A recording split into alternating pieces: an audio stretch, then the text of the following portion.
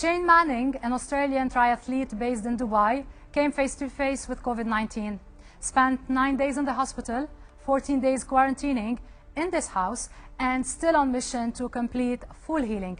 To shed more light on his brutal experience, Shane is joining us via a video call from Dubai.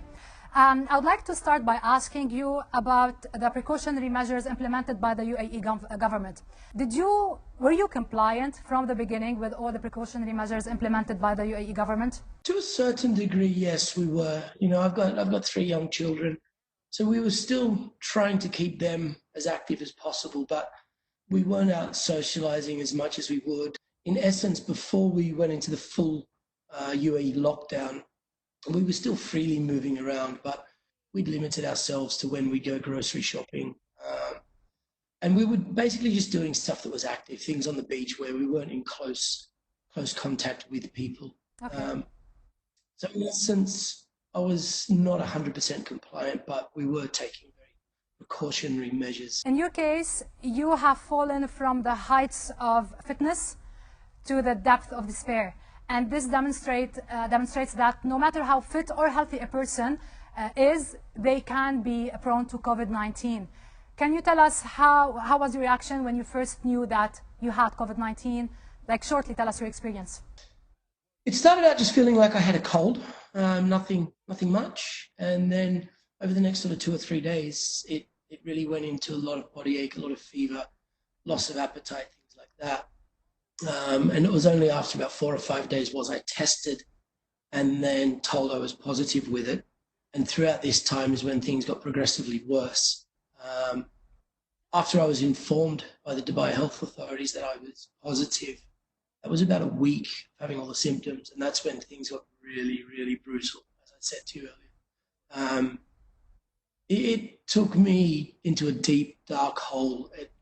It went in waves. It was up and down. When the medicines were in effect, you were okay. You were somewhat able to function a little bit, try and eat, try and shower. After that, it was an experience I don't ever want to have to go through. You're using your experience with your unfortunate experience with COVID-19 to urge people to adhere to all the precautionary measures implemented by the government. You are telling them it's real. I faced it, it's real. How do you urge them to comply to all the measurements? It is so real. And the reality is we have to stay safe. You know, I've got a healthy wife who is asymptomatic. She only found out she had it because she took me to the clinic. Now, she could be moving around freely if we didn't have this lockdown, and she has levels of viral infection she could be passing on to other people. So there I was, fit, healthy, totally annihilated from this thing for a few weeks. There's my wife, feeling as fit and healthy and not a symptom at all, but had higher viral levels. So we just don't know who's got it, how many people has it been passed on to, and how far this thing can go. So, and from what we keep learning, we have to maintain that distancing and stay at home till it can be controlled, or till they find a solution that can control it. From a medicinal standpoint. Yes. Otherwise, it's just going to keep spreading, and it's going to get to those members of the public that could be elderly, might not have the same levels of health and fitness that I had. And it took me for a real big ride. So those less lucky, less fortunate. Okay. Definitely, we are so thankful for our government for the prompt reactions and the prompt measures they implemented. But also, we are thankful for the first line of defense, all the medical team, doctors, nurses, health carers, even janitors and cleaners in the hospital, because they are risking their lives in order for us to stay safe. Tell me about your experience with that. How do you describe the healthcare in UAE? They are the true heroes. They are the ones that they might not wear a cape, but the doctors, the nurses, like you said, even down to the janitors, the almost unseen people that just go about it every day.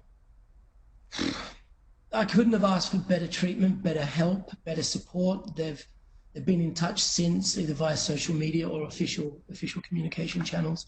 Dubai Healthcare has been reaching out to me. So it's knowing that support is there from the initial look. I got to be hospitalized, to post-care treatment and follow-up. It's it's global, it's world leading. You know, we are so lucky to have Okay.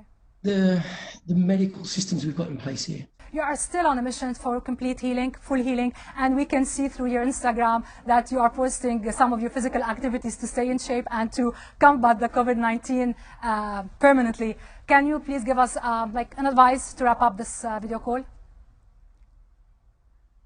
If there was any advice from me, I would say to everybody, stay healthy, eat healthy, and sleep. You know, I don't think anybody leading up to COVID-19 really did rest enough or eat well enough. So let's take this time to readjust our lives to the way they should be and get a little bit active each day. You know, even if you're only in an apartment, walk around for 30 minutes, eat lots of fruit and vegetables, not so much of the breads and rices and stuff. So maintain a healthy lifestyle and you should be able to beat this thing.